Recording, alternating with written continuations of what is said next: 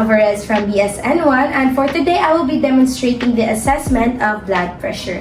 First, we will state its purpose. Blood pressure measurement is essential in order for us to obtain a baseline measurement of arterial blood pressure for subsequent evaluation.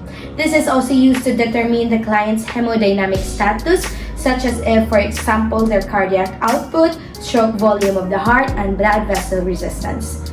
Now we are going to proceed to the nursing process at PI. We are going to start with the assessment. We are going to assess the signs and symptoms of hypertension, such as if they have headache, ringing in the ears, flushing of face, nosebleed, and fatigue.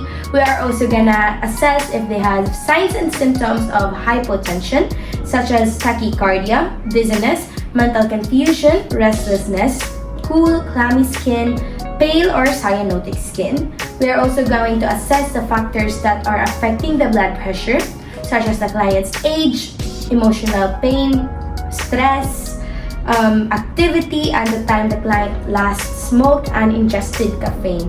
Some blood pressure cuff also contains latex, so we have to assess if the client is allergic to latex. So we are now going to talk to our client. Good morning, ma'am. My name is Grace Alvarez, and I will be your student nurse for today. As it appears on my chart, your name seems to be Jean Acel Calban. Is that correct? Yes. How would you like me to address you? Jean will be fine. That's a nice name, Jean. So for today, I will be getting your blood pressure measurement, and the purpose for this is to obtain a baseline measurement of arterial blood pressure for subsequent evaluation. For short po, we will determine your hemodynamic status, such as your cardiac output, if you are prone to stroke, and if your blood vessel is resisting. Will that be okay for you? That will be fine. Okay, thank you very much. That's really good to hear. Before we begin the process, I would just like to ask if you have any allergy with latex. As far as I know, I don't have. That's good to hear, Jean. As part of this process also, I will be asking you a few questions before proceeding into the blood pressure reading. Will that be okay for you? Yes. Okay, thank you very much. As it says in your chart, you are 40 years old. Is that correct? Yes, I just turned 40 a month ago. That's good to hear. Okay, thank you. And at this age, do you experience headache, ringing in the ears, flushing of face, nosebleed, perhaps fatigue? I do feel weak and exhausted sometimes, and I feel tired easily, even in simple chores of the house. That's unfortunate to hear, Jean. Maybe you had changes in your lifestyle lately? I was promoted last month on my work. Alright, okay. So, other than feeling unmotivated all the time, is there anything else? Yes, on top of feeling unmotivated, I also feel headaches. Okay, and that must be very exhausting for you, Jean. Do you have any idea what might have caused your headache?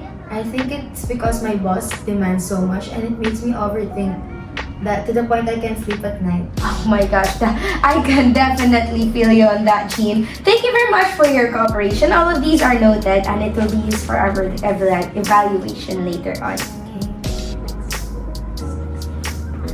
Okay, next we will move on to the next nursing process, which is the diagnosis. For this, I have diagnosed my patient appears weak and exhausted, relating to an increase in job demands and personal stress as manifested by client's statement of feeling exhausted all of the time and inability to perform usual home chores or responsibilities. I have also diagnosed my patient to have regular headache relating to a change in health status and situational crisis as manifested by client and continually not feeling well despite having enough rest at night. Next, we are gonna move on to the next nursing process, which is the planning. Blood pressure measurement may be assigned to advanced practice nurse, or in this case, assigned to a student nurse. And the nurse will interpret abnormal blood pressure readings and determine appropriate responses. The equipment that we will be using are stethoscope,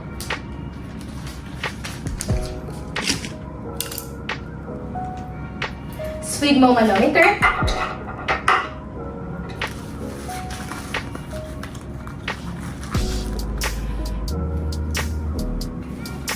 and your antiseptic wipe. In this case, we have a cotton ball dipped in alcohol.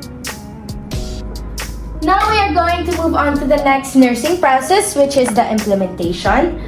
First, under this is the preparation. We have to ensure that the equipments are intact and functioning well, which means there are no leaks and the tubing between the cuff and the sphygmometer are secured. Now we have to make sure before proceeding, we have to make sure that the client has not smoked or ingested caffeine within 30 minutes prior to the measurement. And the rationale for that is that smoking can constrict blood vessels and caffeine increases the pulse rate. Both of these cause a temporary increase in blood pressure. Ma'am, may I know if you have smoked? No, I don't. That's good to hear, Jean. May I also know if you have drank coffee 30 minutes prior into coming here? No, I didn't. That's very good. Now we can proceed to the performance. Prior to performing the procedure, introduce yourself and verify the client's identity using agency protocol. In this case, we have already explained to the client the purpose of why she is here for blood pressure measurement or blood pressure reading, and we have also already built rapport with the client. They already know our name, we already know their name, we have already confirmed that this is our patient, Jean Acel Calbang. Okay, ma'am, we can now begin to take your blood pressure measurement. Are you ready? Yes, sure. That's very good to hear. The results of this reading, Jean, can help us determine your hemodynamic status, such as if your blood vessels are resisting or if you are in any health risk, such as cardiac arrest. Are you ready for this? Yes. Okay. So before that, you need to perform your hand hygiene to make sure that you do not pass nosocomial diseases. Now we're gonna provide for the client privacy, which means make sure that you close the doors and the windows. In this case, we do not have any doors or windows, so we are just going to provide for the client's privacy. And next, we are going to move on already. Before that, we have to make sure that the client's both of the client's feet are on the floor or straight on the floor rather. The rationale for that is that if knees are crossed, it will provide an inaccurate reading, or it will rather raise the systolic pressure and diastolic pressure. Okay, Jean, I will need you to start with both your feet on the floor. Thank you very much. Now, the elbow should be slightly flexed with the palm of the hand facing upward and the arm supported in the heart level, and readings in any position should be specified. The blood pressure normally is similar in sitting or standing or laying, but it can be very significant position in a certain client. Now, for this case, we are making our client sit down. The blood pressure increases, and the rationale for this is that the blood pressure increases when the arm is below heart level and decreases when the arm is above heart level. Now we're going to expose the arm.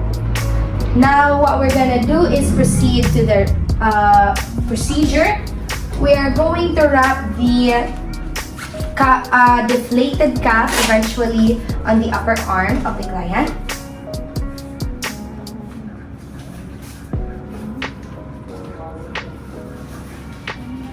We have to make sure that it is not too tight or too loose, because the rationale for that is it will also provide an accurate reading if you do not, if it is not put on properly.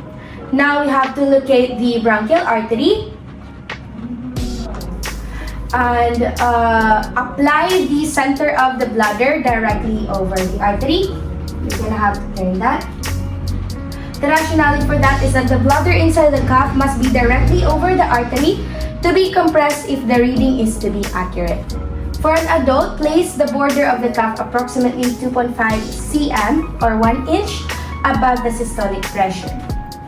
I mean the anticobial space rather. Okay, if this is the client's initial examination, we have to perform a preliminary pulsatory determination of systolic pressure. The rationale for that is the initial estimate tells the nurse the maximal pressure to which the sphygmomanometer needs to be elevated subsequent determinations. It also prevents underestimation of systolic pressure and overestimation of diastolic pressure. And so we are now going to proceed. We're going to palpate the branchial artery. We're going to palpate the branchial artery with the fingertips. And we have to remember to close the valve. Now we're gonna pump up the cuff until you no longer feel the bronchial pulse at the pressure the blood cannot flow through the artery. Note that the pressure on the sphygmomanometer at which pulse is no longer felt. The rationale for that is that it gives the estimated systolic pressure. So,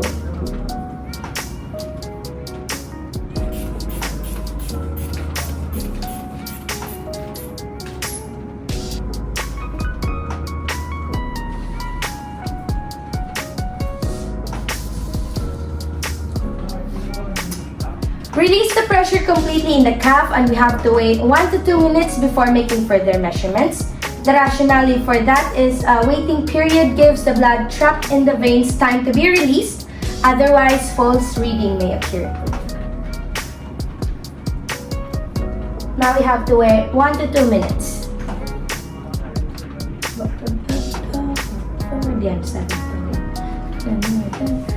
Now we have to position the stethoscope properly. We have to first cleanse the earpiece with antiseptic wipe. For this, we have provided the cotton balls dipped in alcohol.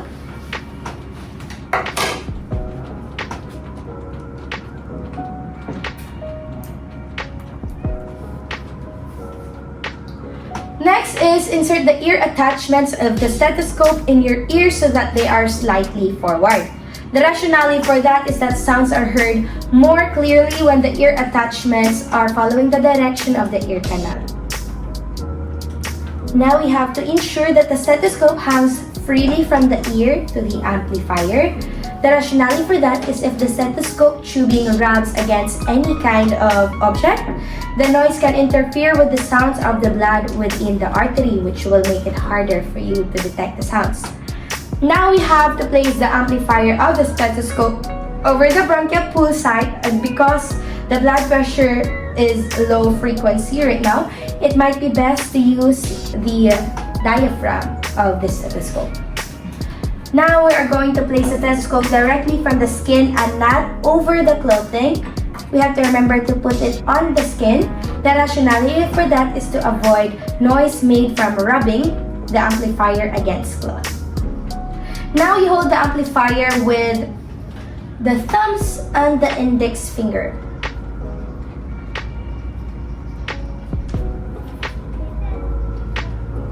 And now we're going to auscultate the blood pressure of the client.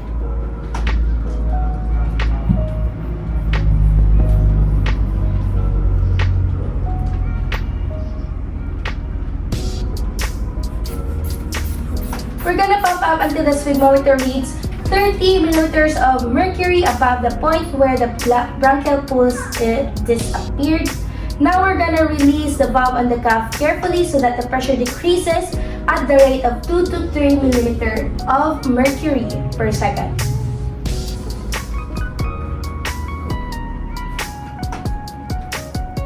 Your reading, Jean, is 140 over 90. Now, since we have released it, the rationale why we have to release it 2 to 3 millimeter of mercury per second is if the rate is faster or slower, an error in measurement may occur.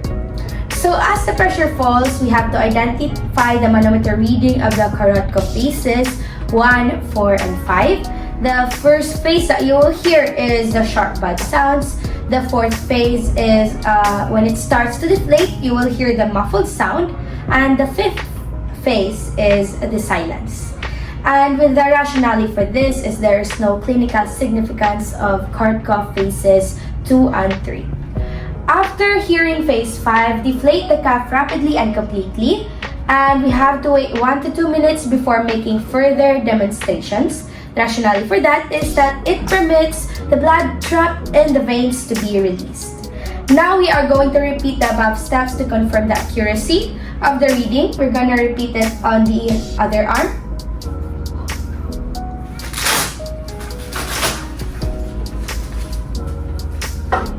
Now we are going to repeat the same process on the other hand. Same thing.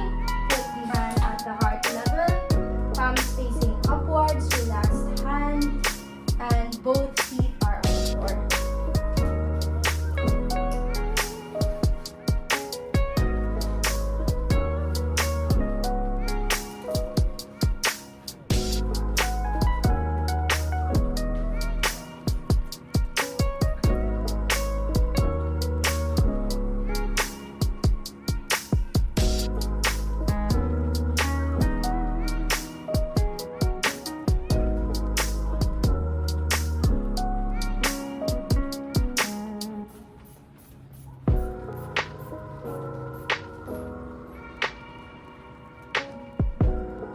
Again, we have to release slowly so that the reading is 2 to 3 millimeters of mercury per second, so that it might not be so slow or so fast, so that we can get the accurate reading. Again, it is 140 over 100 on this side. Breathing for cooperating. Now we are going to, if this is the client's initial examination, again, we've already done it on both of the arms. Now we are going to remove from the cuff from the client's arm, which we have already done. In this case, part of the process also is to wipe the cuff with an approved disinfectant. Since we are in the home right now, we do not have any disinfectant. But the rationale for that is that cuffs can become significantly contaminated, especially if it is used in the hospital setting. Now, many institutions use disposable blood pressure cuffs. The client uses it for the length of stay and then it is discarded afterwards. Rationale for that is that it decreases the risk of spreading infection by sharing cuffs. Now we're going to move on to the last step of the nursing process, which is evaluation.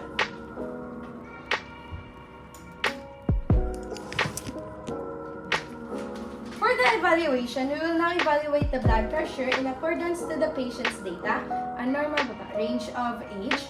Because of blood pressure, normal range depends on blood pressure depends on our age. So then we can evaluate if the patient has a high blood or low blood pressure or still remains in the normal range.